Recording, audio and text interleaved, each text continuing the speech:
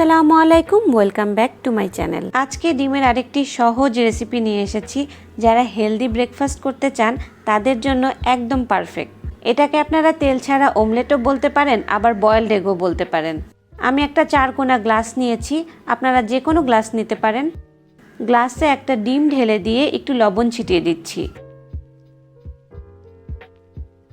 গ্লাসটা মাইক্রোওয়েভে বসিয়ে একটা ভারী প্লেট দিয়ে ঢেকে দিলাম। মাত্র 25 থেকে 30 সেকেন্ড রাখলেই তৈরি হয়ে যাবে খুবই সহজ হেলদি একটা ডিমের অমলেট।